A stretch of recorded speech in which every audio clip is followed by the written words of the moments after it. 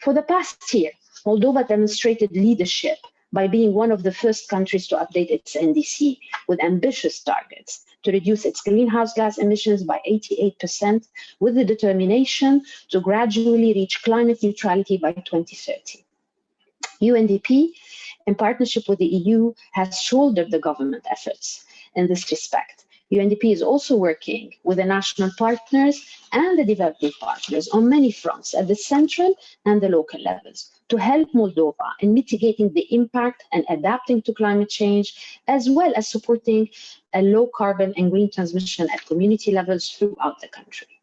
Although, as the minister has mentioned, Moldova is not a major emitter of greenhouse gases at scale compared to other countries, the country is very vulnerable to the consequences of global climate change. In recent years, severe drought and floods have hit Moldova, with major impacts on people's livelihoods, on people's economy, the Moldovan economy.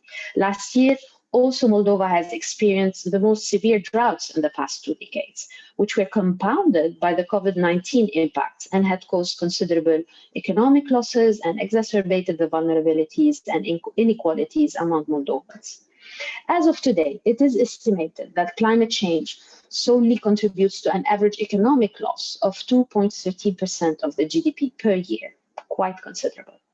If we continue with business as usual, without building a climate-resilient economy and health systems, the effects of climate change will be aggravated and will continue causing more damage to the country.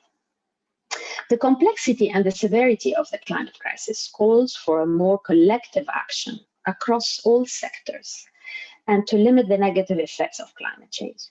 UNDP is standing ready to step up the efforts of the climate action, and we do hope that bold decisions will be taken at COP26 to meet the commitments of the Paris Agreement.